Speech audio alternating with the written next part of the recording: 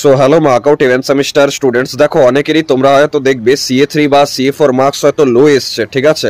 এবার সেখানে কিছু স্টুডেন্টস আছে যারা বুঝতে পারছেন না যে দাদা আমাদের তো এক্সামিনেশন ভালোই হয়েছিল, তারপরেও কেন সিএ এক্সামে আমাদের মার্কস যেটা আছে, যেটা পোর্টালে জাস্ট এক দুদিন হলো হয়তো আপডেটেড হয়েছে, তো সেটা লো কেন আসছে, what is the reason behind it. তো আমি তোমাদের একটাই কথা বলতে চাই যে যে সমস্ত স্টুডেন্টসদের সি এর মার্কস লো এসছে না, তারা একটা জিনিস নোটিস করবে যে তোমাদের কিন্তু কলেজে 75% অ্যাটেন্ডেন্স হয়তো ছিল না, বা যে অ্যাটেন্ডেন্স সেটার পরিমাণ কম ছিল। কারণ দেখো অ্যাটেন্ডেন্স অনেক বড় একটা ফ্যাক্টর কলেজের মধ্যে, কারণ যে টিচার্সরা থাকে প্রতিটা সাবজেক্টেরই তাদের কাছে কিন্তু অনেকখানি মানে রাইটস থাকে বলতে পারো, বা তারা কিন্তু অনেক কিছু কনসিডার করে অ্যাটেন্ডেন্সের থ্রু দিয়ে পর।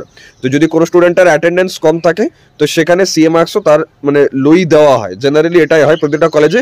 সেম ফর পিসিএ অলসো, হ্যাঁ কিছু কিছু জায়গায় তুমি এক্সাম কেমন দিয়েছো তখন সেটা ম্যাটার করে, বাট মোস্টলি কেসেসে অ্যাটেন্ডেন্সটা অনেক বড় একটা ফ্যাক্টর। বাকি যারা যারা ইভেন্ট সেমিস্টার এক্সামিনেশনের জন্য ভালোভাবে পড়ছো, প্লিজ স্টাডি সিরিয়াসলি। তোমাদের জন্য সাজেশন ইম্পর্টেন্ট ভিডিওস ইউটিউবে খুব তাড়াতাড়ি আনবো, তোমরা ভালোভাবে প্রিপারেশন করো। একটাই ব্যাপার বলতে চাই যে সিলেবাস, তার সাথে সাথে পিওয়াইকিউ আর পিওয়াইকিউ রিলেভেন্ট কোশ্চেন্স, এই কিছু জিনিস যদি তোমরা পড়ে যাও ভালোভাবে এক্সামিনেশনের জন্য, তাহলে তোমার এক্সাম আনডাউটেডলি ভালো হবে। থ্যাংকস আ লট, দেখা হচ্ছে নেক্সট ভিডিওতে।